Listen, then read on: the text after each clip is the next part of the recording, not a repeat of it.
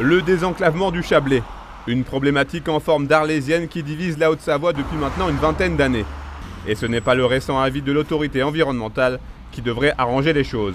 Dans son dernier rapport de 26 pages, cette autorité composée d'un collège d'experts estime que de nombreuses insuffisances plombent le projet de liaison autoroutière Massy-Thonon voulu par l'État. Nous allons commanditer quelques études supplémentaires, s'ils le souhaitent, pour répondre à ce questionnement. L'autorité ne juge pas, elle pose des questions. Je trouve qu'elle a la dent dure sur cette étude d'impact que je considère comme fournie et très développée et même très pointilleuse.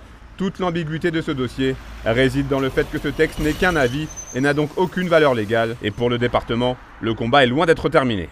Je suis persuadé qu'en se mettant au boulot immédiatement, l'État et le département peuvent apporter des compléments d'information. Et moi, je souhaite que la déclaration d'utilité publique, qui était prévue au 1er avril, ne prenne pas plus de 2 ou 3 mois de retard. Moi, j'ai envie de plaider avec la population la nécessité absolue pour la Haute-Savoie de réaliser cet ouvrage. Du côté des associations, cet avis de l'autorité environnementale est tout sauf une surprise.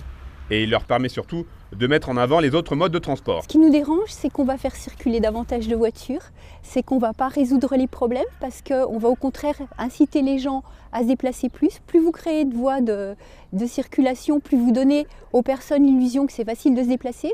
Alors que quand on développe les transports en commun, on voit que ça marche. On voit que les gens laissent leur voiture, montent dans le train ou dans le car. Vincent Buisson, jardinier maraîcher à Linge depuis 7 ans, lui, est fortement opposé à ce projet, pour une raison on ne peut plus logique. Nous sommes sur un terrain qui longe la voie ferrée et en fin de compte c'est le projet d'autoroute qui doit faire Massy-Thonon passerait sur le terrain. Actuellement ça ferait une bande d'environ 70 mètres de large, c'est-à-dire que tout le jardin est sous l'autoroute. Tout ce qui est le long de la voie ferrée sous la liaison serait sous l'autoroute, c'est-à-dire tous les milieux humides et tous les terrains agricoles qui sont le long de la voie ferrée seraient sous l'autoroute. Après le contournement de Thonon-les-Bains mis en service en juillet 2008, et la 2x2 voies du Plat de Saint-Sergue inaugurée en novembre 2014, il faudra donc encore attendre pour peut-être voir la 3e étape du désenclavement du Chablais.